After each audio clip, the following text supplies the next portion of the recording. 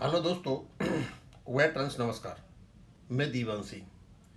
मैं आपको बताना चाहूँगा कि जितने भी हमारे लीगल मैटर्स हैं उन पर हम वीडियो बनाते रहते हैं।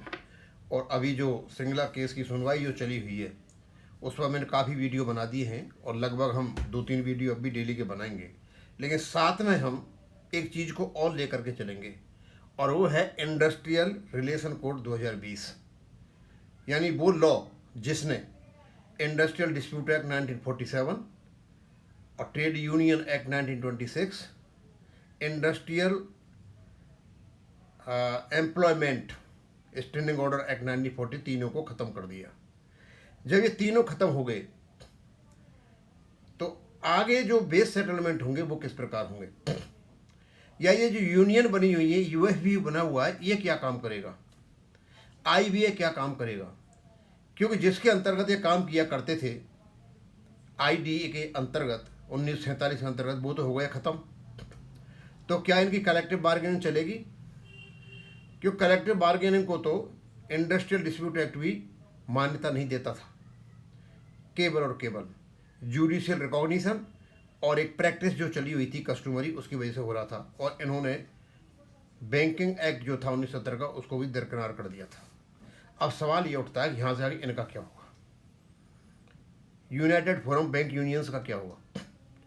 क्योंकि अब जो निगोसिएशन होंगे वो बैंक स्पेसिफिक होंगे। बैंक की जो यूनियन बनी हुई है, pure union, Allahabad Indian bank की होगी, बैंक ऑफ बड़ौदा की बैंक ऑफ बड़ौदा की होगी। अब ये नहीं है कि सारे मिलकर के, जैसे ये बना हुआ है इस प्रकार ये सारे मिलकर निगोशिएशन करेंगे और ये पैसा मारेंगे। तो अब इसका असर क्या होगा? तो पहले तो एक बैंक है और उसमें कोई यूनियन बनी हुई है, तो स्वाभाविक सी बात है वहाँ यूनियन ऑफिसर्स की भी होगी और यूनियन उधर एम्प्लॉयज की भी होगी। और जिस यूनियन में 51% मेंबर होंगे उसको मान्यता मिल जाएगी नीगोशिएटिंग यूनियन। और यदि एक से नहीं बनता है काम 51% में, दो मिल जाएंगी, दोनों मिलकर के 51% कर लेंगी, तो ऑफिसर्स और एम्प्लॉयज मिलकर के बना सकते हैं। लेकिन वार्ता इनको एम्प्लॉयड से करनी है। अब जब ये वार्ता करेंगे, जब ये निगोशिएट करेंगे, तो ये जो बड़ी बड़ी यूनियन बनकर के बैठी हुई है ये क्या करेंगी? अभी इनका कोई रोल नहीं है सेक्शन 14 के अनुसार। अब ये क्या रोल अज्यूम करते हैं, ज़बरदस्ती किस चीज़ को अपने हथियार लेते हैं, क्या करते हैं, जैसे हथियार रखा था, वो बाद की बात है। अब सवाल ये उठता है कि आईबीए को अब तक एक जॉइंट बार्गेनर के रूप में बैंक प्रस्तुत करते रहे, तो क्या इस एक्ट के अंतर्गत हो सकते हैं? हाँ, वो हो सकते हैं। लेकिन जो निगोशिएटिंग यूनियन है, निगोशिएटिंग काउंसिल है, वो फोरम नहीं हो सकती। अब सीधी सी बात है, जब जो बैंक हैं और उनकी खुद की यूनियन है और पैसा जो जा रहा है यूनियन के पास, तो इनके पास पैसा भी नहीं जाएगा। अब इनका भविष्य मुझे लगता है अंधकार में है। तो आज उसी के बारे में हम थोड़ा सा पढ़ के बताऊंगा। और बहुत ज़रूरी है कि सर्विंग बैंकर्स और रिटायर्ड बैंकर्स भी इन सब चीज़ों को समझें, क्योंकि ये आपके हितों की चीज़ें हैं। तो हम चलते हैं 1 page summary, effect of the industrial relations code 2020 on future by part settlements and officer joint notes. क्या असर पड़ेगा इसका? The industrial relation code 2020 IRC brought into force in November 2025 repealed the Industrial Dispute Act 1947, the Trade Union Act 1926, and the Industrial Employment Standing Orders Act 1946. It introduced a new statutory framework for collective bargaining based on the recognition of negotiating union और negotiating council under the section 14। उसमें section 14 दे रखा है, उसमें एक negotiating union बनेगी या negotiating council बनेगी और ये करेंगे कलेक्टिव बार्गेनिंग।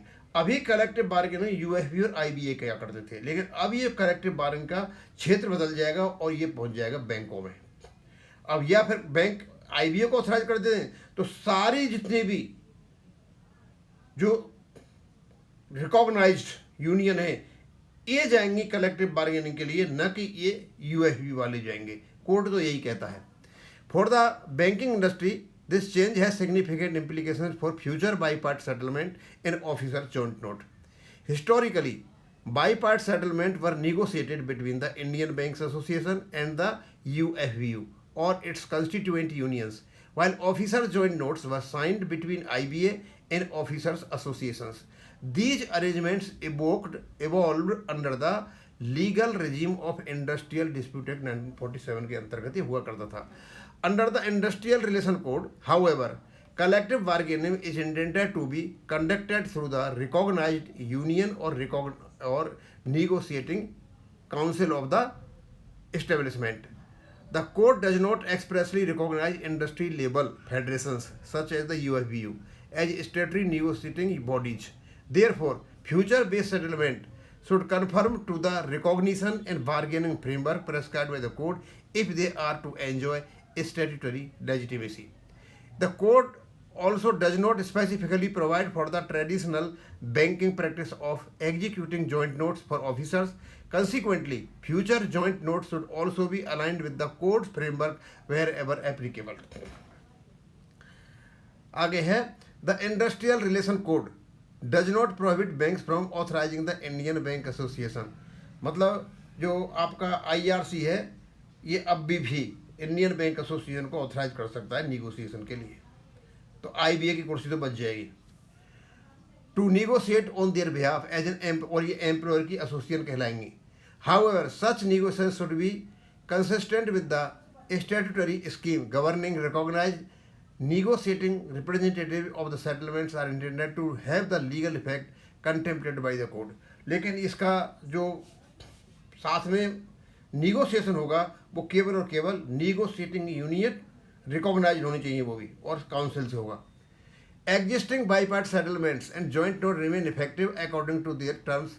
हाँ, अब जो आपके सेटलमेंट हो चुके हैं बाई पार्ट सेटल उन पर तो कोई असर पड़ेगा नहीं unless modified replaced or rendered inconsistent by law. The principal impact of code is on the future settlement पर पड़ेगा इसका असर, which should be negotiated in accordance with the statutory provisions governing recognition and collective bargaining. अब सीधा साधा है जो future bargaining वो किसके बीच में होगी. तो क्या IBA और UFB करेगा भी? तो IBA और UFB तो खत्म हो गए, ये तो कर नहीं सकते. ये करते हैं तो कोई भी आदमी कोर्ट में जा सकता है वो रोकने के लिए. अब 13वां बेस सेटलमेंट कौन करेगा कोई पता नहीं है. IBA तो होगा ही होगा, लेकिन साथ में जो रिकॉग्नाइज निगोशिएटिंग यूनियन है और काउंसिल वो जाएंगी या IBA या UFB जाएगा. तो UFB को तो अलाउ करता नहीं है कोड. अब UFB कहा जाएगा कैसे वो करेंगे सारा जितना भी है. अब कहता है conclusion, the industrial relation code 2020 shifts collective bargaining from the earlier industry wide voluntary model to a statutory model based on recognise negotiating unions और negotiating councils. Accordingly, future bipartite settlement and officer joint note in the banking industry should be structured in conformity with the code to ensure legal validity and avoid future disputes. और यदि इनमें base settlement हो भी जाता है लेकिन ये जो कोड आया है अभी ये लॉ आया इसके अनुसार नहीं है तो वो लीगली टीनेबल नहीं होगा, वो अनटीनेबल होगा. यानी कोई भी उसको कोर्ट में जा करके वो कर सकता है. तो दोस्तों बहुत ज़रूरी है कि हम थोड़े इस चीज़ को भी आपकी जानकारी में लाएँ, क्योंकि अभी तो हम केवल और केवल बैंक पेंशन अपडेशन पर चले हुए हैं और मैं काफ़ी काम हो चुका है.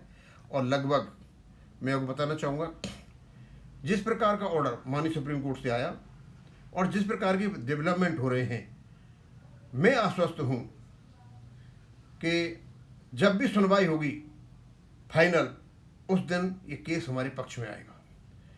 और मैं ज़्यादा नहीं कहना चाहता, बहुत सारी चीज़ें बताई नहीं जा सकती हैं, लेकिन फैसला हमारे पक्ष में आएगा इसका मैं आश्वस्त हूँ. अब मैं यहीं ख़त्म करूँगा. थैंक यू, धन्यवाद.